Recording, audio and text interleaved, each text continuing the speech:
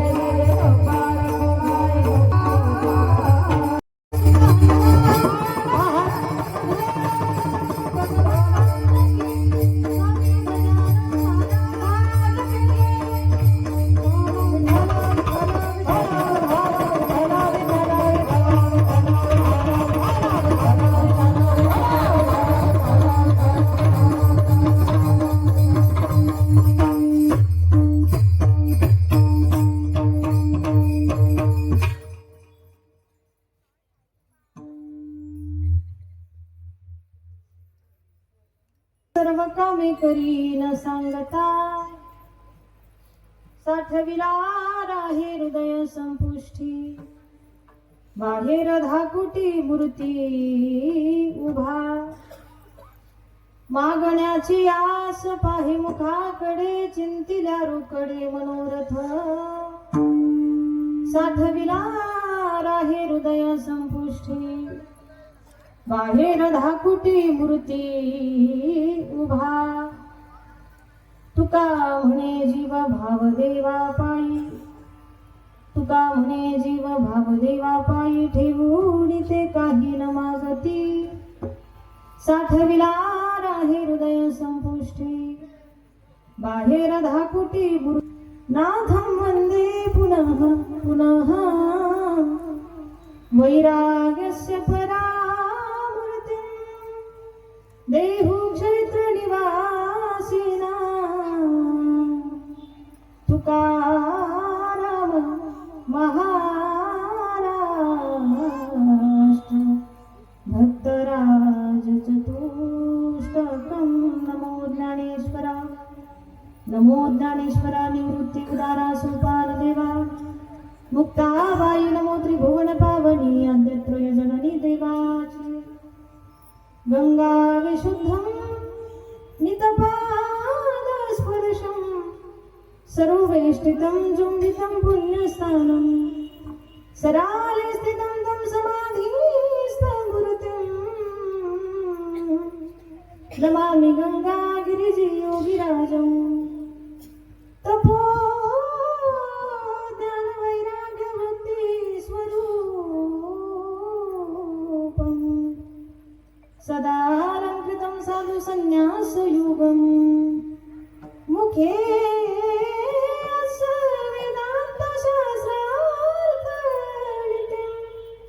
नमो नारायण गिरिं ब्रह्म स्वरूपं जयांचे किलिया स्मरण होय सकळ विद्यांचे अधिकरण तेची वंदू श्री चरण श्री गुरूंचे नमस्कारो नियाता ब्रज जन प्रियतम बालमुकुन्दं राधारमणं हरे हरे राधारमणं हरे हरे केसरतिलकं कृष्णवर्णं केसरतिलकं कृष्णवर्णं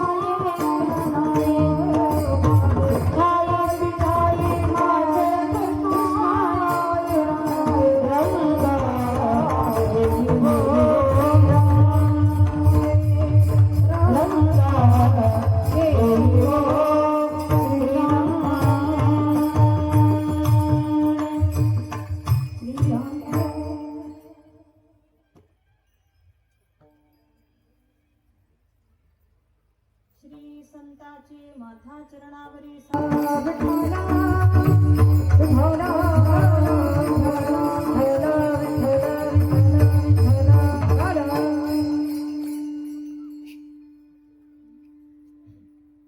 भक्त समागमे सर्व भावे हरी सर्व कामे करी न संगता साठविला राहे हृदय संपुष्टी बाहेर धाकुटी मूर्ती उभा प्रस्तुत प्राप्तस्थळी प्राप्त प्रसंगी भगवत चिंतनाकरिता निवडलेला अभंग जगातील सुप्रसिद्ध साधू शांतता व महानता ज्यांच्यामध्ये नित्यवास करते नवे नवे तर हिंदू हृदय सम्राट छत्रपती शिवाजी महाराज यांचे आद्यगुरु देहू निवासी असणारे श्रीमंत श्री संत जगद्गुरु तुकोबर यांचा अतिशय गुण आजच्या या दिवसाला साजेल रुचेल पचेल असा भक्त भक्ती भगवंत अतिशय महत्वाचे 3 विषय एकत्रित मांडणारा सर्वांच्या पाठातील परिचयातील 4 चरणाचा अति उत्कृष्ट अशा पद्धतीचा अभंग सेवेकरिता निवडला सकल साधू संतांच्या श्री विठ्ठलाच्या माऊलीच्या कृपेने तुम्हा सर्वांच्या उपस्थितीमध्ये संकल्पित वेळेत अभंगाला प्रामाणिकपणाने स्पर्श करण्याचा एक प्रामाणिक प्रयत्न या ठिकाणी करायचा तत्पूर्वी अल्पसा परिहार देणं नितांत गरजेचं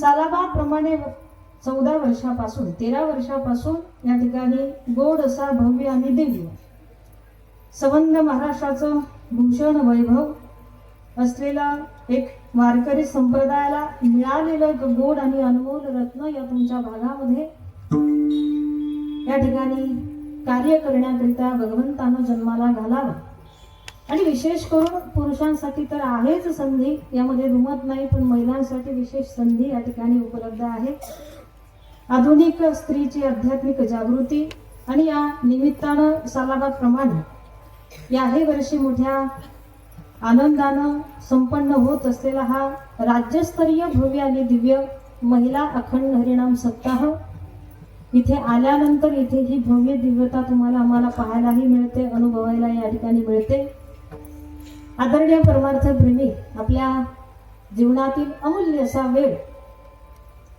म्हणण्यापेक्षा ज्यांचं अख्खं जीवन अख्खं आयुष्यच संप्रदायासाठी ज्यांनी बहाल केलेलं आहे असे आमच्या आई साहेब आदरणीय आमच्या रेणुकाताई जाधव या ठिकाणी असतील आई साहेबांच्या चरणावर प्रथमतः विनम्र भावानं वंदन या ठिकाणी करते कारण एवढा मोठा कार्यक्रम करायचा म्हणजे ही चेष्टा नाही मस्करी नाही किंवा खायची गोष्ट नाही बरं का यासाठी वेळही द्यावा लागतो यासाठी मानसिक शारीरिक सर्व प्रकारचे कष्ट या ठिकाणी सोसावे लागतात आणि ते सर्व कष्ट स्वीकारण्याची अगदी तयारी गेल्या 13 वर्षापासून आत्ताचं हे 14वं वर्ष या ठिकाणी उजडलेलं आहे अगदी ज्यांच्या मुखार विंदातून तुम्ही गोड असं शिव महापुराणही देखील श्रवण या ठिकाणी करतात असे आमच्या लाडक्या आई साहेब त्यांचे प्रथमतः मनस्वी आभार या ठिकाणी व्यक्त करते त्यांच्या संयोजनातून आयोजनातून हा भव्य आणि दिव्य राज्यस्तरीय महिला कीर्तन महोत्सव या ठिकाणी आयोजित नियोजित झाला आजचा 2रा दिवस आणि त्याकरिता माझ्यासारख्या साध्या पामराला साधकाला त्यांनी निमंत्रित या ठिकाणी करावं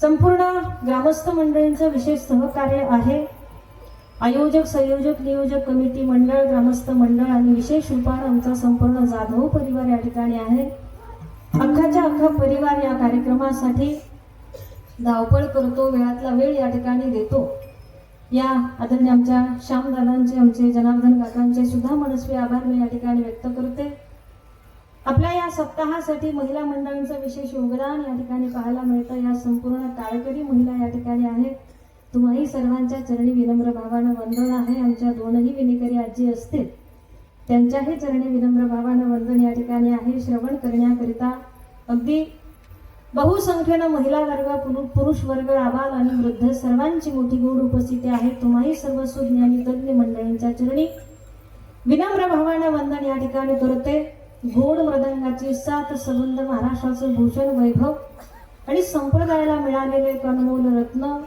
रत्न म्हणण्यापेक्षा वरदान वैभव म्हणायला अडचण नाही असे आमचे आदरणीय कृष्णादादा साळुंके आणि त्यांचे पटशिष्य म्हणून जे आता नावारूपाला येत आहेत किंवा आले असे आमचे आदरणीय रोहन दादा या ठिकाणी उपस्थित आहे खूप चंचल या ठिकाणी हात आहे हा चंचलतेचं वाजवणं या ठिकाणी आहे पोषक असं साथीचं या ठिकाणी वाजवणं आहे आमच्या आदरणीय रोहन दादांचे सुद्धा मनस्वी आभार या ठिकाणी व्यक्त करते गोड गायनाची साथ करण्याकरिता संबंध महाराष्ट्राचं भूषण आदरणीय परमार्थ प्रेमी माझ्या मोठ्या भगिनी, नवे नवे तर लहानपणापासून ज्यांच्यामध्ये मी खेळत बागडत हे काय असेल ते शिकले अथवा ज्यांचं अनुकरण करून आज इथपर्यंत पोहोचले अशा माझ्या मोठ्या भगिनी आदरणीय शिवनंदाताई पंचा या ठिकाणी असतील, ताईंच्याही चरणी विनम्र भावानं वंदन आहे.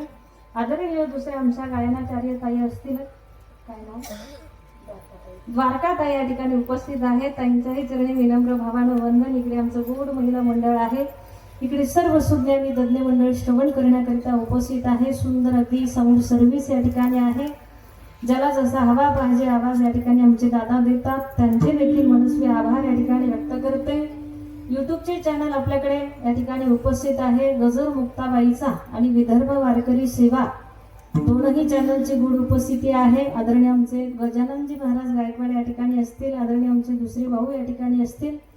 तुमचे देखील मनस्वी आभार या ठिकाणी व्यक्त करते. अज्ञानानं कोणाचं नाव माझ्याकडून राहिलं असेल तर माय बापाच्या अंतःकरणानं क्षमा करा. आता उर्वरित संकल्पित वेळेमध्ये होता होईल तितकं जास्तीत जास्त भगवंताचं देवाचं नाव घेण्याचा एक प्रामाणिक प्रयत्न आपण सर्वांच्या सहमतीने भगवंताच्या संतांच्या साक्षीनं या जागेवर या ठिकाणी करूया.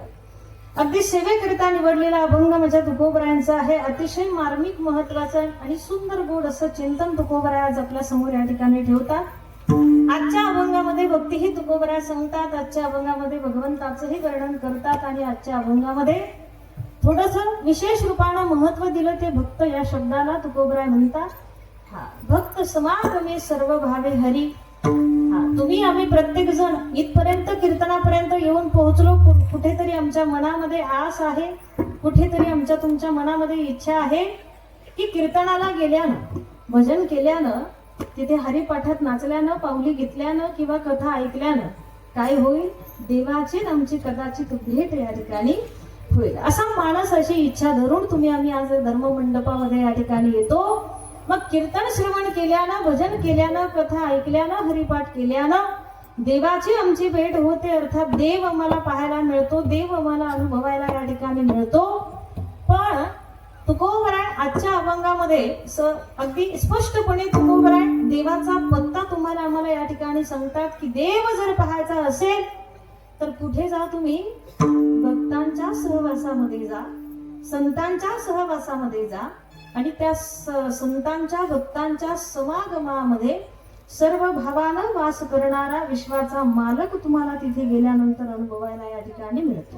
बरं, नुसता भक्तांच्या समागमामध्ये येतो यात विशेष नाही, तिथे आल्यानंतर तो काय करतो विशेष रूपानं, तर सर्व कामे करतो. तो सुद्धा कशी करतो, न सांगता करी सर्व काम. सांगावं लागत नाही त्या भगवंताला, सांगावं लागत नाही त्या देवाला की बाबा माझं अमकं अमकं काम तुला करावं लागेल, सांगायची गरज पडत नाही. अशा सगळ्याच भक्तांच्या समागमामध्ये तो विश्वाचा मालक राहण्याकरिता आला. यात विशेष नाही, तर सर्व कामे त्यांच्या घरी करू लागला. राब त्या ठिकाणी राबला. अथवा मानवी जीवाला भगवंताचा शोध घ्यायचा असेल तर त्या ठिकाणी या भक्तांच्या सहवासामध्ये, संतांच्या समागमामध्ये जा. हा गोड उपदेश म्हणा किंवा गोड सूचना म्हणा किंवा एक दिशानिर्देशन तुकोबराय आज तुम्हाला आम्हाला या ठिकाणी करतात. अशा भक्तांच्या समागमामध्ये तो तुम्हाला आम्हाला वास पाहायला या ठिकाणी मिळतो, वास करणारा देव अनुभवायला या ठिकाणी मिळतो. मग कशावरून सिद्ध होईल आम्हाला एखादं तर गोड उदाहरण सांगा. तुम्ही हरिपाठ करता का? इथं करता का घरी? कुठं करता? बोलत नाही का? आता सप्ताह चाललाय म्हटल्यानंतर इथेही तुम्ही बहुसंख्येनं उपस्थित राहत असाल असा माझा विश्वास आहे तुमच्याकडे. आता तरी पाहून बरं का काय हरिपाठ आम्ही सर्वजण या ठिकाणी म्हणतो, आनंदानं म्हणतो. पहिला अभंग कोणता?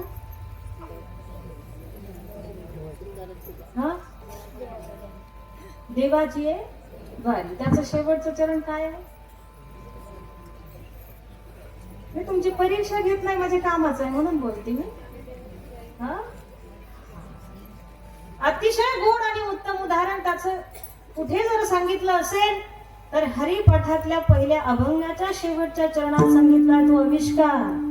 द्वारकेचा राणा पांडवा घरी, द्वारकेचा राणा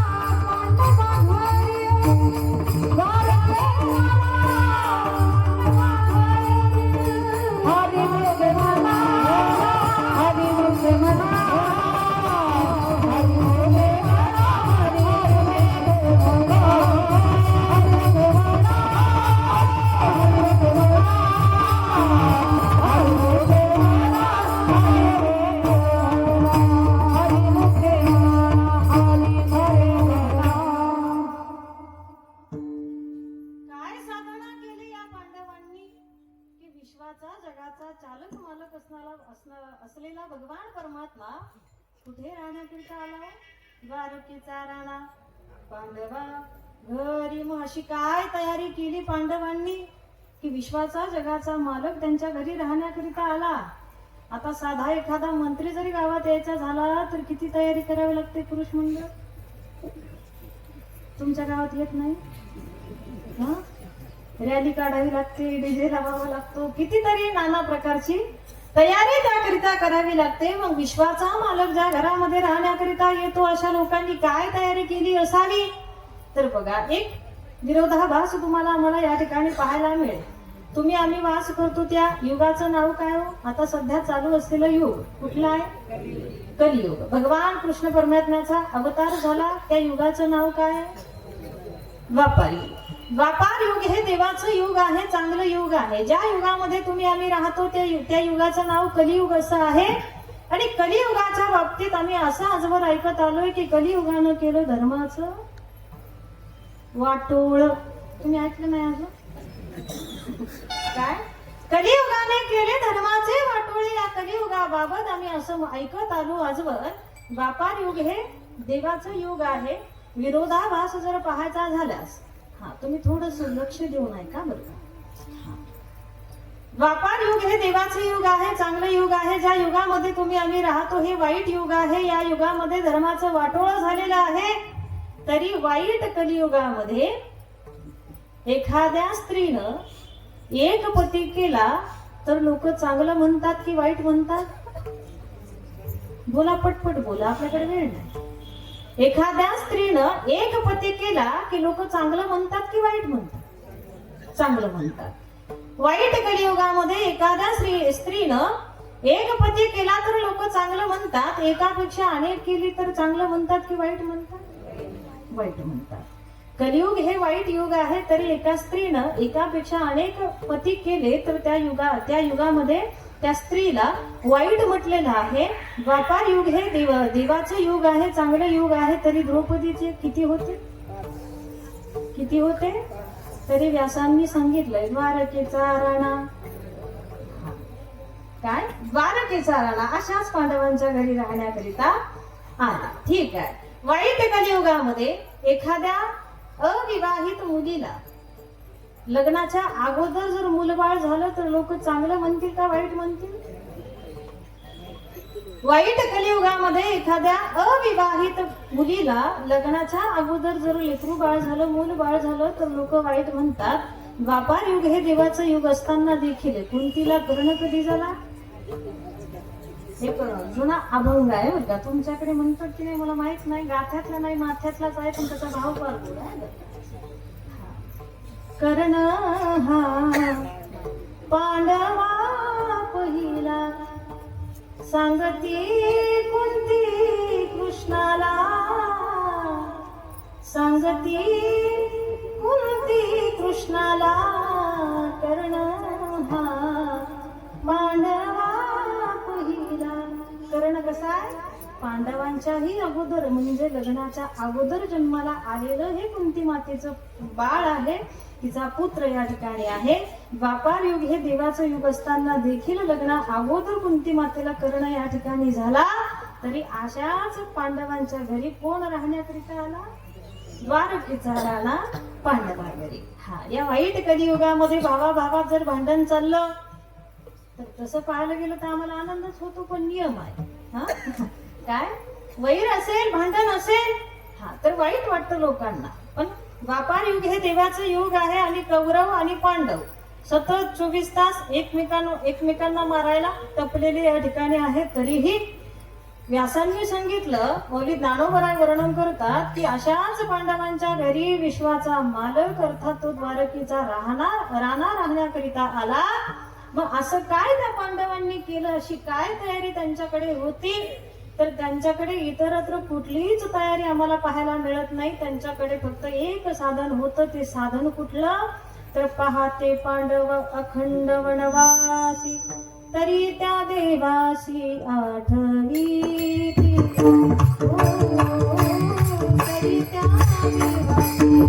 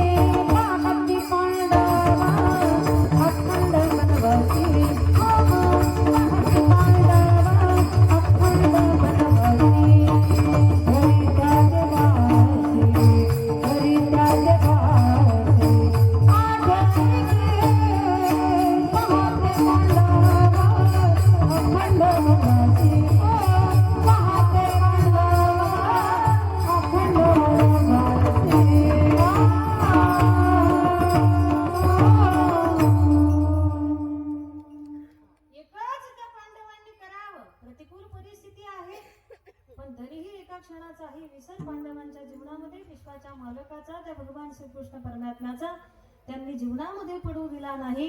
आता पांडवांसारखी आमची तुमची अवस्था असती तर आम्हाला कधीतरीच एखाद्या क्षणाला देवाची आठवण झाली असती बरं का. नाहीतर इतरत्र आम्ही आयुष्यभर त्याच्या नावाला खडेच पडत बसलो असतो. हा, त्यानंच असं केलं, यानंच तसं केलं, देवा तू काय खऱ्याचा नाही. आमच्याकडे म्हटलं जातं, सहजपणे म्हटलं या ठिकाणी जातं. पण प्रतिकूल परिस्थिती असताना देखील एका क्षणाचाही विसर पांडवांच्या जीवनामध्ये त्याचा पडलेला नाही. याचा परिणाम तो द्वारकेचा राणा यांच्या घरी राहण्याकरिता या ठिकाणी आला. अर्थात भजन साधनेनं आणि त्याचं स्मरण अखंड ठेवल्यानं भगवान परमात्मा या अशा भक्तांच्या संतांच्या सहवासामध्ये राहण्याकरिता त्या ठिकाणी येतो. याची असंख्य अशी उदाहरणं तुम्हाला आम्हाला पाहता येतील. जगद्गुरु तुकोबरायांनी सुद्धा त्याला अनुभवलंय. कशा पद्धतीने अनुभवलंय? आसपास तर आहेच आहे, यात शंका नाही. पण तुकोबराय अगदी आगळा वेगळा स्वतःच्या जीवनामध्ये आलेला अनुभव तुम्हाला आम्हाला सांगून जातात. हा, आजूबाजूला तो तर आहेच आहे, यात शंका नाही, पण तो आता रोमारोमात आणि नसानसामध्ये देखील आमच्या भिनलाय. हा, तुका म्हणे देह भरिला विठाले,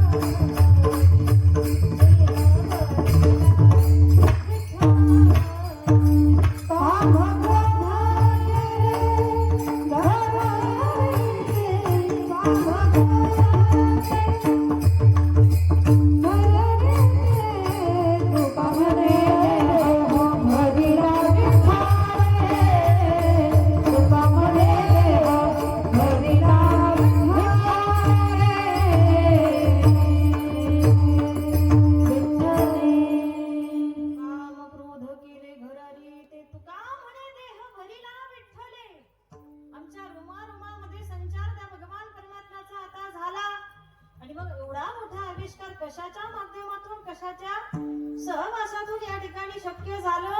तर तुकोबराय म्हणतात आम्ही भजन साधनेनं त्याला अवगत केलं, त्याला प्राप्त केलं. भक्तांनी ती कडक अशी साधना जीवनामध्ये केलेली असते, तेव्हा राहण्याकरिता तो समागमामध्ये या ठिकाणी येतो. आता तुकोबरायांनी भजन साधनेच्या द्वारा भगवंताला स्वतःच्या समागमामध्ये राहण्याकरिता, वास करण्याकरिता या ठिकाणी आमंत्रित करावं. पांडवांनी देखील भजन साधनेच्या जोरावर त्याला स्वतःकडे राहण्याकरिता घेऊन या ठिकाणी यावं. तो अनुभव तुम्हाला आम्हाला देखील प्राप्त करायचा असेल तर त्यांनी जे केलं ते आपल्याला करणं भाग आहे. आम्हालाही तेच करावं लागेल. भगवंताच्या नामाच्या भजनाच्या सह्यानं, त्या साधनेनं तुम्हाला आम्हाला तिथपर्यंत जावं लागेल, अथवा त्याला आमच्यापर्यंत या ठिकाणी आणावं लागेल.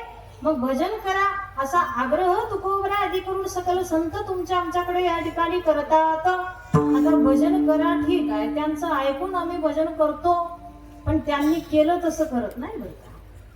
काय त्यांचं संतांचं ऐकून तुम्ही भजन करतो, भजनाला लागलो, पण संत ज्या पद्धतीनं भजन करतात त्या पद्धतीनं आम्ही भजन केलं नाही. हा, तुमचं आमचं भजन वेगळं आहे, त्यांनी केलं ते भजन वेगळं आहे.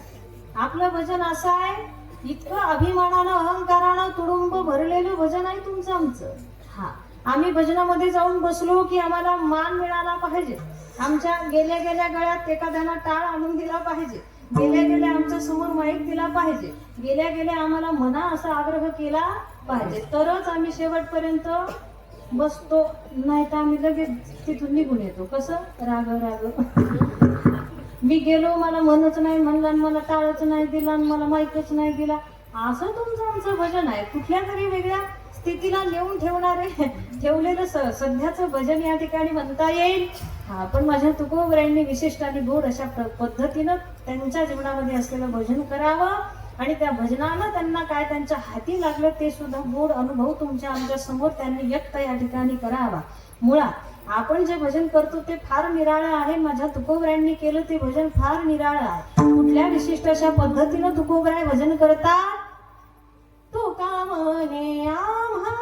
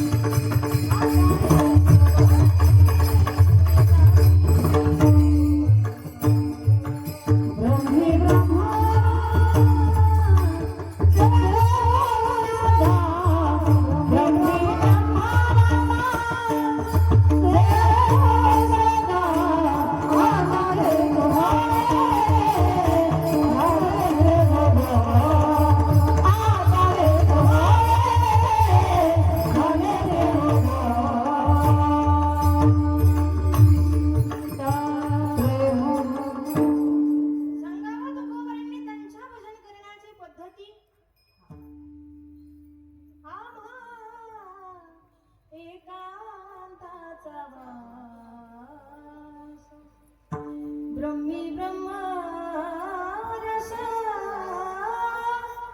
सेवो सदा ब्रह्मी ब्रह्मरस सेवो सदा आता हे सोवळे झाले त्रिभुवन तुका म्हणे आम्हा एकांताचा वास जावं गोराडे डोंगरावर भंडारा डोंगरावर भावचंद्र डोंगरावर माझ्या तुकोबरांनी कारण तुमच्या आमच्या सारखं मंडप घालून सिस्टीम लावून कॅमेरे लावून भजन केलं नाही तुकोबराय करतात ते भजन फार निराळ आहे तुकोबराय करतात आधी करून संत करतात ते भजन फार वेगळं आहे ठीक आहे आम्ही तुम्ही हे भजन करतो ना हे केल्या सरसर जसं एकांतात त्यांनी केलं तसं एकांतात आमच्याकडूनही काहीतरी झालं पाहिजे तेव्हा कुठे त्याची फलश्रुती त्या भजनाची परिणाम आमच्या तुमच्या हाती या ठिकाणी लागेल मग या एकांतात झालेल्या भजनानं तुकोबराय म्हणतात विशिष्ट अशा प्रकारच्या अधिकाराला मी प्राप्त झालो हाची रे मा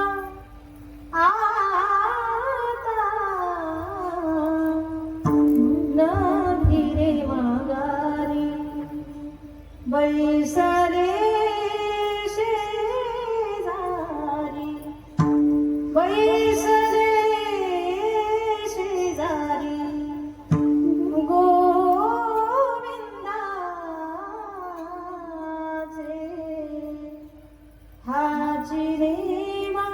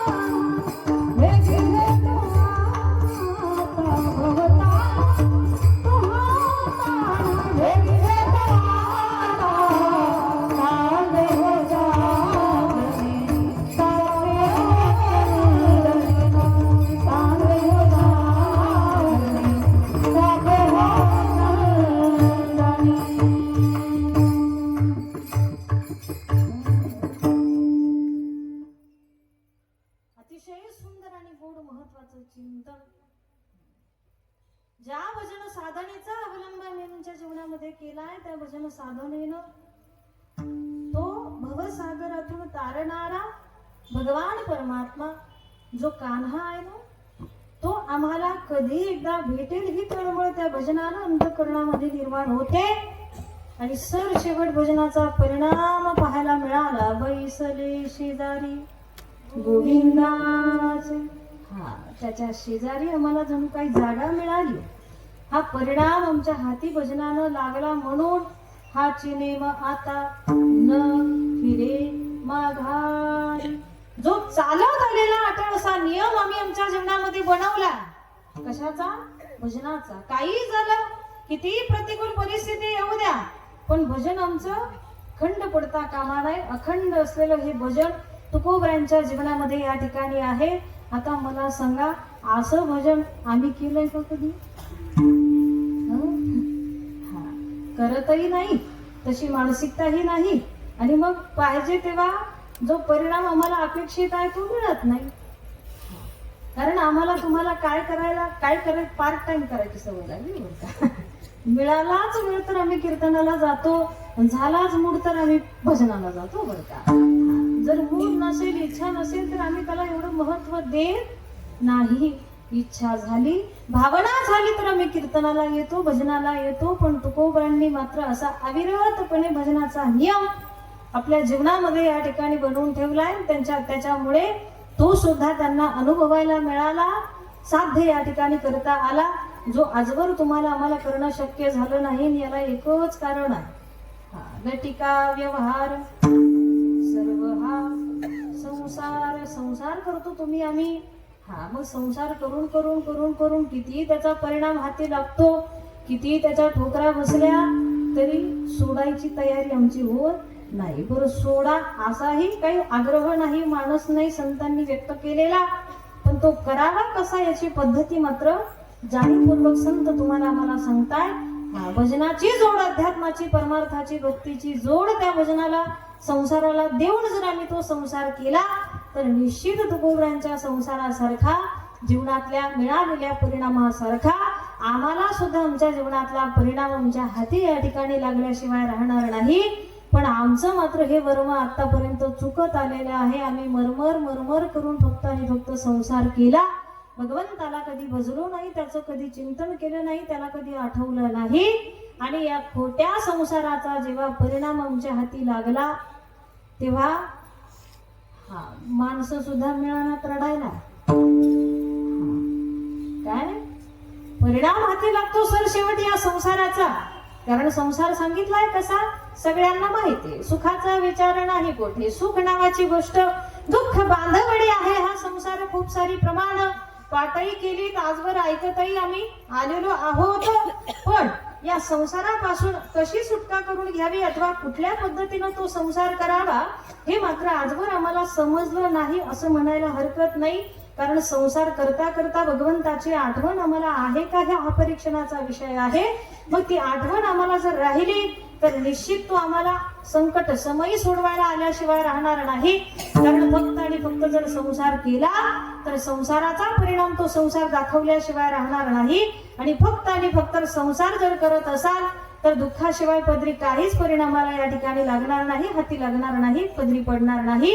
आणि मग हे दुःख जेव्हा आमच्या हाती लागेल, संसाराचा परिणाम जेव्हा आमच्या हाती लागेल, तेव्हा भगवंत सुद्धा सोडायला येणार नाही. आता सोडायला तो येतो, कारण तुम्ही आम्ही त्याचा अंश म्हणल्यावर त्याची लेकरं आहोत, आणि त्याचा आपला तुमचा सांभाळ करणं हे त्याचं कर्तव्य आहे. जगन्नाथ असं नाव त्याचं आहे. अनाथ जीवाला सनात करणारा विश्वाचा नाथ हा जगन्नाथ असतो. नवे तर तुका म्हणे भार घातली या घरी होईल कैवारी नारायण, असा स्वभाव ज्या भगवंताचा सांगितलाय.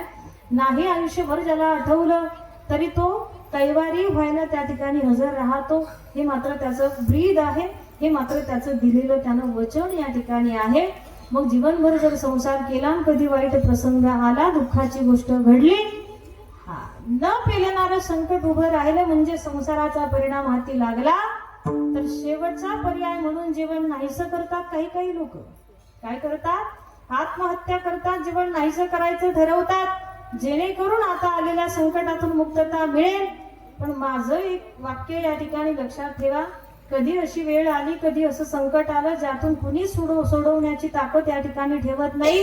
एक जीव देण्या अगोदर, आयुष्य संपवण्या अगोदर काय करा, एक शेवटचा पर्याय म्हणून कुठल्या अधिष्ठान गावामध्ये असेल, रामाचं असू द्या, विठ्ठलाचं असू द्या किंवा आदिशक्तीचं असू द्या, एक शेवटचा पर्याय म्हणून त्याच्या दारामध्ये जा आणि अंतःकरणातलं असलेलं सर्व दुःख त्याला एकदा सांगून पहा. निश्चित तो त्याच्यातून तुम्हाला मला सोडवल्याशिवाय राहणार नाही अथवा आपलं समर्थन केल्याशिवाय राहणार नाही. कारण त्याचा स्वभाव फार वेगळा. त्याच्या दारामध्ये जो कोणी समर्पण शरणागती या भावनेनं हजर होईल त्याला निश्चित तो स्वीकार केल्याशिवाय राहणार नाही. फक्त ती समर्पणाची भावना आमच्या अंतःकरणामध्ये निर्माण व्हायला उशीर या ठिकाणी लागतो. ही मोठी शोकांती. काय बोलता, आलीच अशी कधी वेळ तर जा त्याच्या दरबारामध्ये, त्याला साकडं घाला. देवा, भटकत आलो इथपर्यंत आणि आता कशी अवस्था आहे माझी. हारे के सहारे मेरे, हारे के सहारे, हारे के सहारे मेरे, हार हरा. तीन बाण के धारे, तीनों बाण चलाओ ना, मुश्किल में दास तेरा जल्दी आओ ना.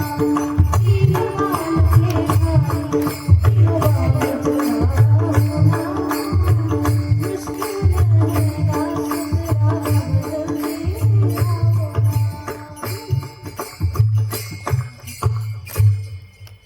अनजानी नगरी में सब अनजाने लगते हैं.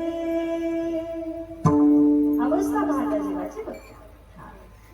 हम तो तेरी याद में रो रो रातें जगते हैं. अनजानी नगरी में सब अनजाने लगते हैं. हम तो तेरी याद में रो रो रातें जगते हैं. बहता आँखों से बाबा, बहता आँखों से बाबा नीर थमाना. बिना कुछ पूछे शाम हमारा कष्ट मिटाना. तीन बाण के धारे, तीनों बाण चलाओ. मुश्किल में है दास तेरा अब जल्दी आओ ना. अशी आग हाक ज्या दिवशी तुम्ही आम्ही त्याला मारू त्या दिवशी निश्चित तुमचा कैवारी झाल्याशिवाय राहणार नाही. कारण ज्याच्या दरबारामध्ये तुम्ही आम्ही साकडं घालण्याकरिता चाललोय त्या भगवंताचा दरबार, त्या भगवंताचं वर्णन आजवर आम्ही असं ऐकलंय.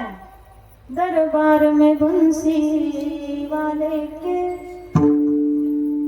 दरबार में बंसी वाले के, दुख दर्द मिटाए जाते हैं. दुनिया के सताए लोग यहाँ, दुनिया के सताए लोग यहाँ, दुनिया के सताए लोग यहाँ गले से लगाए जाते हैं. दरबार में बंसी वाले के, दरबार में बंसी वाले के, दुख दर्द मिटाए जाते हैं.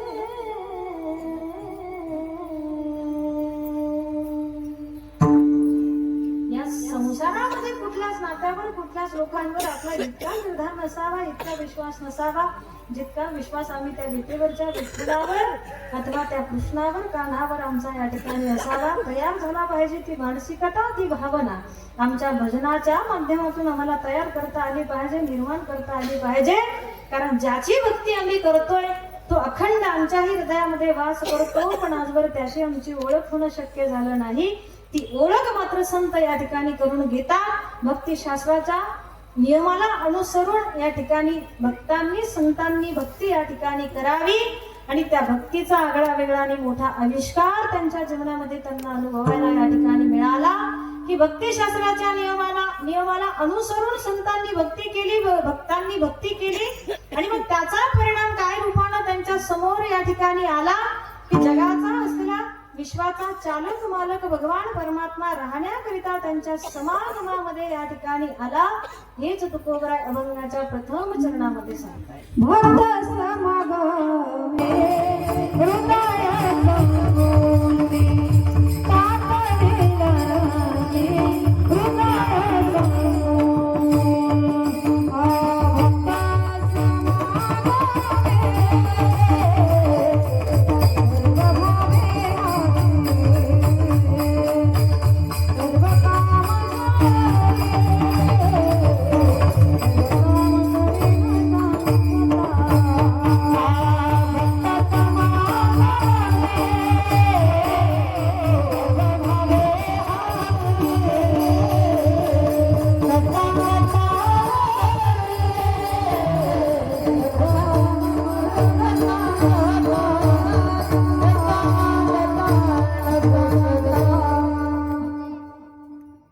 भक्त समागमे सर्वभावे सर्व काम भक्त समागमे सर्व भावे हरी सर्व कामे करी न सांगता. भक्त या शब्दानं अभंगाची सुरुवात तुकोबरायांनी करावी आणि या भक्तांचा मोठेपणा सांगावा, या भक्तांचा अधिकार तुकोबरायांनी सांगावा. तो भगवान परमात्मा राहण्याकरिता यांच्या सहवासामध्ये या ठिकाणी आला. आता यात विशेष नाही वाटत तुकोबराय आम्हाला काही, कारण त्यांच्याच काय आमच्याही सहवासात तो आहे ना, आहे की नाही आहे. पण एक तफावत आहे, एक मोठी इथे भिन्नता, एक फरक आम्हाला या ठिकाणी असा जाणवला की भक्तांच्या सहवासामध्ये राहतो तो सर्व भावानं वास करतो आणि तुमच्या आमच्या सहवासामध्ये राहतो तो सर्व भावानं वास करत नाही. अर्थात तो आहे असं आम्हाला आजवर या ठिकाणी जाणवलं नाही. का तुम्हाला जाणवतं? जाणवतं ते जाणण्याकरिता, जाणून घेण्याकरिता एका विशिष्ट अशा पद्धतीनं त्या तिथपर्यंत जावं लागतं बरं का. संत त्या पद्धतीनं जातात. कुठली आहे ती पद्धत? तर मंथोनी नवनीता आनंदा वाया व्यर्थ कथा सांगी मार्ग. मंथन करावं लागतं विशिष्ट प्रकारानं. ते मंथन जेव्हा तुमचं आमच्याकडून सफल होईल तेव्हा आसार बाजूला लोटलं जाईल आणि सार तो भगवान परमात्मा आम्हाला अवगत या ठिकाणी होईल. अर्थात आमच्याही हृदयामध्ये तो वास करतो याचे सुद्धा असंख्य असे पुरावे आमच्याकडे आहेत. सर्वागटी राम देहावेरी एक सूर्यप्रकाशक सहस्र रश्मी विठ्ठल जळी स्थळी भरला, विठ्ठल जळी स्थळी भरला, विठ्ठल जळी स्थळी भरला.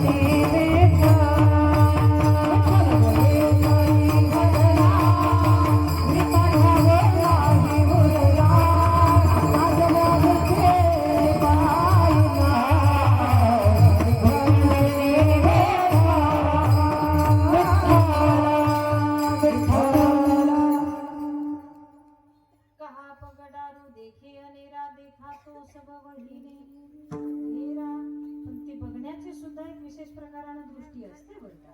ती दृष्टी त्यांना अवगत झाली, पण आजवर आम्हाला न मिळाल्यामुळे घटातलाही देव दिसेना, चराचरातलाही दिसेना, एवढंच काय माणसातला माणूस सुद्धा ही शोकांतिक आठवण होती. देव फार लांबची गोष्ट आहे. आधी माणसातला माणूस शोधा, माणसातला माणूस जाणून घ्या, माणसातला माणूस पाहायला शिका, तेव्हा देव आपोआप दिसल्याशिवाय या ठिकाणी राहील. त्याला शोधण्याकरिता लांब कुठे जाण्याची गरज नाही. त्याचा पत्ता सुद्धा सांगितलाय विशेष रूपानं, वेगवेगळ्या पद्धतीनं भगवंताचा पत्ता आम्हाला एका गीतामध्ये आज अलीकडच्या काळात ऐकायला मिळाला. कुठे आहे तो भगवान परमात्मा? तान्ह्या बाळाच्या हासळ डोळ्यात तो नाचे रंगून संतांच्या मेळ्यात जो तुझ्या माझ्यात भेटेल साऱ्यात तो शोध नाही कुठे या साऱ्यात तो रोज वृंदावनी फोडी जो घागरी तोच नाथा घरी वाहतो कावडी गुंतला ना कधी मंदिरी रावळी बाप झाला कधी झाला माऊली भाव भोळा जिथे धावला तो तिथे भाव नाही तिथे सांग धावल का बघ उघडून दार अंतरंगातला देव घावन का बघ उघडून दार अंतरंगातला देव घावन का. त्याचा पत्ता आम्हाला कळालाय, त्याचा पत्ता आम्हाला मिळालाय, फक्त तो आता शोधण्याचा उशीर या ठिकाणी आहे. अंतकरणाचं ते दार तुम्हाला आम्हाला उघडणं जेव्हा शक्य होईल तेव्हा हृदयात वास करणारा भगवान परमात्मा निश्चित त्याची आमची ओळख झाल्याशिवाय या ठिकाणी राहणार नाही. त्यांच्या सहवासात राहतो तसा आमच्या देखील सहवासामध्ये राहतो. मुळात त्याचाच असा स्वभाव सांगितलाय की आपल्याशिवाय तो एक क्षण सुद्धा बाजूला राहू शकत नाही, त्याला सुद्धा आपल्याशिवाय करमत नाही. ज्ञानोबराय रवी सर्वांच्या हृदय मी अमुका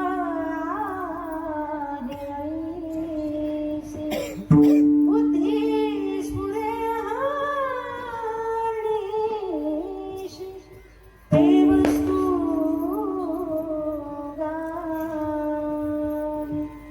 रवी सर्वांच्या हृदय देशी. पण आमच्या हृदयामध्ये अंतःकरणामध्ये वास करणारा भगवान परमात्मा आजवर त्याची आमची ओळख होणं शक्य झालं नाही, तो आम्हाला जाणवला नाही. याला कारण काय? तर तुझा आहे तुझा पाशी तरी तू जागा चुकलाशी चिवडून या नाशी तुझ्या घरच्यांनी केले. फार गोड चिंतन केलंय बघा संतांनी. आमच्या या घरामध्ये राहणारे जे विकार आहेत ना, त्या विकारांनी इतका कला कित्ता म्हणजे चिवडून ठेवलाय बरं का. इतकं चिवडलाय. ते चिवडून ठेवल्यामुळे तो भगवान परमात्मा कुठे दबलाय कुठे हरवलाय याची आजवर आम्हाला जाणीव झाली नाही. मग काम क्रोधादी विकारांचा ताबा जीवावर आहे, पण संतांनी मात्र या विकारांना पराजित केलं. या संतांवर विजय या ठिकाणी जेव्हा मिळवला तेव्हा अंतःकरणातला वास करणारा भगवान परमात्मा अनुभवायला त्यांना त्या ठिकाणी मिळाला. मग या विकारांवर अधिराज्य गाजवायचं असेल तर भजन साधना वाढवावी लागेल, भगवंताचं चिंतन आमच्या जीवनामध्ये वाढवावं लागेल. तेव्हा कुठे आमचं चित्त भजनानं त्या ठिकाणी कसं होईल? तुका म्हणे चित्त करावे निर्मळ येऊन गोपाळ राहे तेथे. हे चित्त भक्तांनी निर्मळ केलं, स्वच्छ केलं आणि भगवान परमात्मा असलेला त्या ठिकाणी जाणीव भक्तांना त्या ठिकाणी झाली. अशा प्रकारानं हे विशिष्ट प्रकारचं मंथन संतांनी त्यांच्या जीवनामध्ये करावं, भक्तांनी त्यांच्याकडे करावं आणि अंतःकरणामध्ये वास करणारा भगवान परमात्मा आणि मग तो त्याची जाणीव करून घेण्याकरिता त्यांनी आधी विकारांवर ताबा गाजवला. आता तुम्हाला आम्हाला विकारांवर ताबा गाजवावाच लागेल. पण असं भयंकर परिस्थिती किंवा ते वातावरण आपल्याला पाहायला मिळतं की विकारांवर ताबा गाजवायचा असेल तर त्याला भजनाची खूप खूप मोठी पात्रता असावी लागते बरं का. भजनानं तो अधिकार तुम्हाला आम्हाला साध्य करावा लागेल. कारण विकारांचं हे काम मोठं भयंकर आहे. विकारांचं काम मोठं भयंकर आहे. तुम्ही आम्ही तर याचे रोजचेच गिरायक आहोत, पण यानं मोठमोठ्या लोकांना सुद्धा सोडलेलं. धडक मारिली नारदा, मारिली नारदा, केला रावणाचा चेंदा, दुर्योधना मारिली गदा, दुर्योधना मारिली गदा, घेतला प्राण. मोठमोठ्या लोकांवर स्वतःचं अधिराज्य गाजवणारे हे काम क्रोधाने विकार आहे. तुम्ही आम्ही सर्वसामान्य जीव विकाराच्या ताब्यात आणि भजन साधनेनं आगळा वेगळा मिळवलेला अधिकार संतांकडे आहे. संत भक्त विकाराच्या नाही तर विकार संतांच्या ताब्यात आहे बरं का. इथे मोठी फार गंमत आहे. एक रस्त्याच्या कडेला शाळा आहे. शाळेची मधली सुट्टी झाली. मैदानामध्ये सर्व विद्यार्थी खेळण्याकरिता आले. अचानक रस्त्यावर 2-3 पोलिसांच्या गाड्या सुटल्या. बराबर त्यात असलेले पोलीस खाली उतरले आणि एक माणसाला घेऊन ते मधोमध त्या ठिकाणी चालले.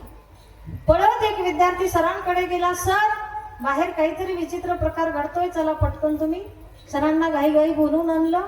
सरांनी पाहिलं आणि त्या दिवशी सर्व विद्यार्थ्यांना समजावून सांगितलं, बाळा, जे आजूबाजूला आहेत ते पोलीस आहेत आणि मधोमध एक जण चाललाय ना, तो अपराधी आहे, तो गुन्हेगार आहे, तो चोर आहे. अर्थात त्या चोराला त्यानं काहीतरी गुन्हा केला आणि त्या चोराला ह्या सर्व पोलिसांनी ताब्यात घेतलं, पकडलं आणि त्याला तुरुंगात टाकण्याकरिता ते घेऊन चालले. आता त्या दिवशी सरांची शिकवण अशी विद्यार्थ्यांना झाली की ज्याच्या आसपास पोलीस असतात तो कोण असतो? जागे आहे ना तुम्ही? ज्याच्या आसपास पोलीस असतात तो कोण असतो? चोर असतो. हे प्रकरण त्या दिवशी विद्यार्थ्यांना समजून आलं. मध्ये एक 8-15 दिवस गेले. परत तोच विषय आहे, तेच प्रकरण आहे. शाळा सुटलेली आहे. पोरं विद्यार्थी सगळे मैदानामध्ये खेळताय. त्या दिवशी 2च पोलिसाच्या गाड्या होत्या. आज 10-15 पोलिसांच्या गाड्या आल्या. बराबर पोलीस त्या गाड्यांमधून खाली उतरले आणि एक पांढरे शुभ्र कपडे घातलेला माणूस मधोमध सर्व पोलिसांच्या या ठिकाणी चालला. सर्व अवतीभोवती पोलिसांचा ताफा आणि मधोमध हा माणूस चाललाय. एक पळत विद्यार्थी सरांकडे गेला. सर, लवकर चला, त्या दिवशीचा चोर छोटा होता पण आजचा जरा मोठा दिसतोय बरं का. कारण त्या दिवशी पोलिसाच्या गाड्या 2च होत्या आणि तो मधोमध चालणारा माणूस एक मोठा मंत्रालयातला मंत्री होता. कोण होता? मंत्री होता. त्या दिवशीचा चोर जरा लहान दिसत होता. त्या दिवशी पोलीस थोडेच होते. पण सर, आज जास्तच मोठा चोर आलाय, तुम्ही पटकन बाहेर चला. सर पळतच बाहेर आले. सरांना मनोमन लेकरांचं कौतुक वाटलं. बाळांनो, चुकीची शिक्षा देता येणार नाही म्हणून सरांनी ते प्रकरण समजून सांगावं. अरे बाळांनो, त्या दिवशीचा सुद्धा चोरच आहे आणि आजचा सुद्धा चोरच आहे. कळलं तुम्हाला? आजचा सुद्धा चोरच आहे. फक्त फरक त्या ठिकाणी इतका आहे की त्या दिवशीचा चोर पोलिसांच्या ताब्यात होता आणि आजचे पोलीस विठ्ठल विठ्ठल विठ्ठल विठ्ठल विठ्ठल.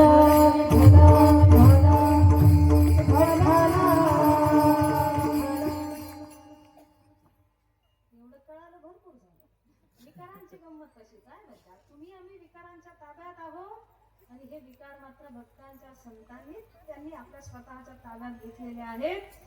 हे चिवडणं आता थांबलं पाहिजे. ज्यानं आमच्या अंतःकरणामध्ये वास करणाऱ्या देवाची आजवर ओळख होणं आम्हाला शक्य झालं नाही.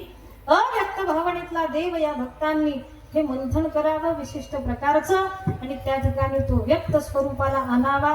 आणि येला ही रूपावळे करुणी खळे हरिदासे. विकारांवर अधिराज्य गाजवलं भजन साधनेनं अव्यक्त रूपातला भगवान परमात्मा व्यक्त भक्तांनी करावा आणि तो भगवान परमात्मा ज्या दिवशी व्यक्त झाला त्या दिवसापासून त्यानं कामगिरीला सुरुवात करावी. न सांगता करी सर्व काम. या भक्तांच्या घरी राब त्या ठिकाणी राबला. 36 वर्ष नाथ महाराजांच्या घरी त्यानं काय केलं? काम केली. कावडीने पाणी जागरी चक्र पाणी वाहे. कावडीनं पाणी वाहण्याचं काम त्यानं करावं. श्रीखंड्या चंदन उगाळून करी वस्त्र गंगा तिरी धूत असे, हे देखील काम त्या विश्वाच्या मालकानं त्या ठिकाणी करावं. चोखोबाची बहीण झाला शारंभर, वहिनी बुगडादार हाका मारी. खालच्यातल्या खालच्या दर्जाचं काम बाळंतपण करण्याचं देखील त्यानं चोखोबरांच्या घरी त्या ठिकाणी करावं. एवढंच नाही, गोरोबा काकांकडून पायी मूल तुडवलं गेलं आणि प्रायचित्त म्हणून अगदी त्या ठिकाणी कथाभाग सर्वांना माहिती आहे. आन दिली विठ्ठलाची बायकोना पत्नीला, माझ्या अंगाला हात लावू नका. मग आता हात लावला नाही म्हणजे पुढचा वंश कसा वाढेल म्हणून सासऱ्याने एक गंमत केली. लहानी बाई परत त्यांना देऊ केली. आणि जाता जाता सांगितलं, जसं मोठ्या लेकीला वागवलं तसंच लहान्या लेकीला देखील वागवा. या ठिकाणी असं सांगण्यात आलं आणि काहीतरी षडयंत्र करून बायकांना स्पर्श त्या ठिकाणी झाला. दोनही हात गोरोबा काकांनी आपले तोडून घ्यावेत आणि ते प्रायचित्त म्हणून त्या ठिकाणी विठ्ठलाची आण मोडली.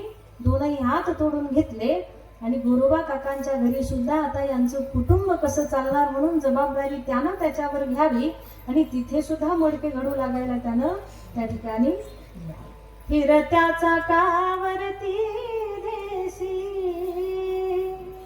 मातीला हाका, विठ्ठला तू वेडा कुंभार, विठ्ठला तू वेडा कुंभार. घटाघटाचे रूप गळ, प्रत्येकाचे दैव वेगळे. घटाघटाचे रूप गळ, प्रत्येकाचे दैव वेगळे. तुझ्या विना ते कोणाला कळे, मुखी कुणाच्या पडते लोणी, कुणामुखी अंगार. तू वेडा कुंभार, विठ्ठला तू वेडा कुंभार. मडके घडवण्याचं देखील त्यानं काम करावं. वयाच्या 6व्या वर्षी समर्पण करणारे माझ्या जनाबाई महाराज. माझं नाव जणी माझा बाप चक्रपाणी, त्या विना नाही मला कोणी, असा परिचय नामदेवरायांना दिला. वयाच्या 6व्या वर्षी तिथपासून झालेलं हे समर्पण. दळण दळू लागायला यायचं. आताच्या जनाबाईला गिरणीवाला सुद्धा लवकर दळून देत नाही. त्या जनाबाई महाराजांचा बघा अधिकार किती मोठा आहे, फार मोठा अधिकार. महिला मंडळ आपल्याकरिता हा सप्ताह म्हणजे विशेष प्रकारानं आलेली चालत आलेली संधी आहे बरं का. तुम्ही आम्ही तर साक्षर आहोत. सगळे सर्व प्रकारची भक्ती करण्याकरिता सुविधा तुम्हाला आम्हाला घरपोच उपलब्ध आहेत. मन रमावं म्हणून मोठं आयोजन नियोजन करणारे हे सप्ताह या ठिकाणी आहेत. मन तिथे लागावं, मनाचं तिथे समर्पण व्हावं म्हणून त्याकरिता सुख सुविधामध्ये असलेला हा भक्ती हा परमार्थ या ठिकाणी तुम्हाला आम्हाला उपलब्ध होतो. पण एकाही अक्षराची ओळख नसलेल्या निरक्षर माझ्या जनाबाई महाराजांनी वयाच्या 6व्या वर्षी समर्पण करावं. दळिता कांडिता तुझा गाईन रे अनंता, दळिता कांडिता तुझं गाईन रे अनंत, अशा म्हणणाऱ्या जनाबाई महाराजांनी सरशेवटच्या भजनाच्या माध्यमातून सुद्धा एक विशिष्ट प्रकारचा अधिकार त्या भगवंतावर प्राप्त केलाय. राहण्याकरिता तर आलाच, सर्व कामे तर करूच लागला. पण देवाचं सुद्धा जर कुठे काही चुकलं तर ते धाडसानं सांगणाऱ्या एकमेव भक्त म्हणजे जनाबाई महाराज आहेत बरं का. त्याचे गुन्हे त्याला कबूल करून घ्यावेत, त्याला धाडसानं त्या ठिकाणी सांगावेत. स्पष्ट भक्तीपणा कसा असतो हा जनाबाई महाराजांकडे पाहून आम्हाला कळाला. त्यांनी म्हणाल, धुंद झाला तुझा दरबार, झाला तुझा दरबार. पुण्यवंत पाताळ लोकी गेला, दरिद्री तो भाग्यवंत केला. बहुमान वाढविला कीर्तिवानाचा अपमान केला झाला तुझा दरबार झुंड झाला तुझा दरबार झाला तुझा दरबार. नाम साधनेनं भजनाच्या साधनेनं एक आविष्कार एक मोठा अधिकार या भक्तांनी संतांनी त्या ठिकाणी प्राप्त केला. यांच्या इच्छेप्रमाणे हृदयवंदी खाना केला. आज विठ्ठल कोंडीला न्यायाप्रमाणे साठविला राहे. हृदय संपुष्टी बाहेर धाकुटी मूर्ती उभा. एवढी भक्ती करतात हे भक्त हे संत, पण आजवर माझ्याकडे काही मागत नाही, पण त्यांनी मागावं. मागण्याची आस पाहे मुखाकडे चिंतिल्या रोकडे मनोरथ. मागावं या इच्छेनं अपेक्षेनं भगवान परमात्मा भक्तांच्या संतांच्या मुखाकडे सदैव या ठिकाणी पाहत राहतो. पण भक्तांचा ठाम निश्चय असा झालाय, देवा तू काही द्यावं म्हणून आम्ही तुला बसलो नाही, तुझी भक्ती केली नाही, तुझं तर काही लागत तर नाहीच नाही, पण या उलट आमचा जीवही आणि भावही आम्हाला तुझ्याच चरणी अर्पण करायचा आहे. शेवटचं चरण तुका म्हणे जीव भावले बापाये, तुका म्हणे जीव भावले बापाये, तुका म्हणे जीव भावले बापाये, तुका म्हणे भावले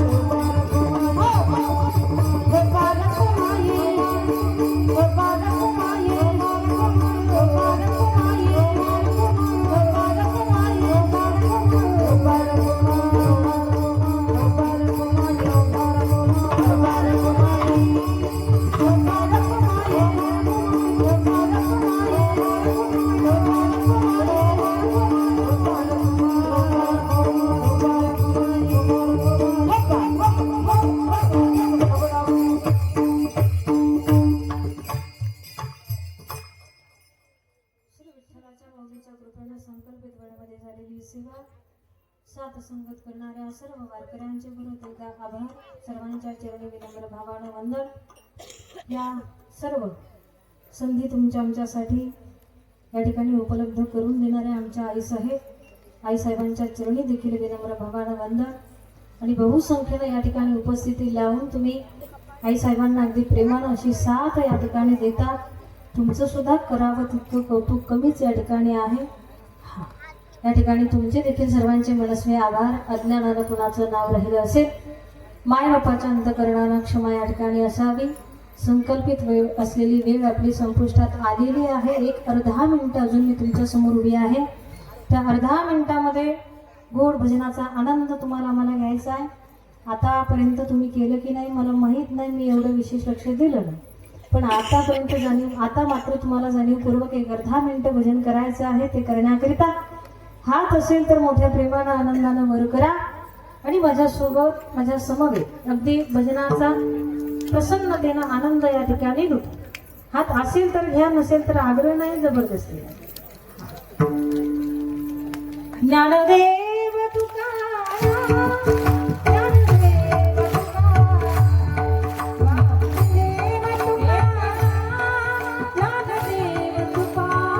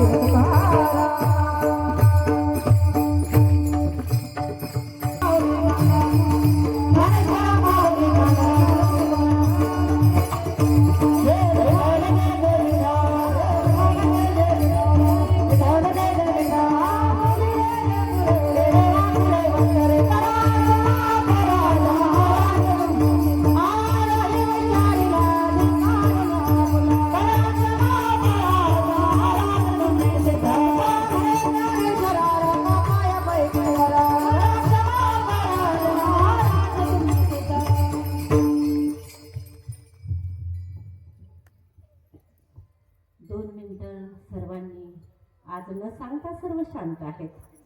सुराची किती ताकद असते आणि किती संयमित माणसं होतात. इथं असं सांगितलंय, तृण चारा चरू विसरती गाई व्याघ्र एके ठाई होती. भगवंताच्या मुरलीचा तो निनाद, तो सूर कानावर पडल्यानंतर सर्वांचीच आणि त्या ठिकाणी शुद्ध बुद्ध हरपून जाते. वैरभाव सर्वजण विसरून जातात. तसं तुमच्या आणि त्या ठिकाणी गाण्याने सर्वांना अगदी समाधी लावली. मला असं वाटतं की एवढी सुराची समाधी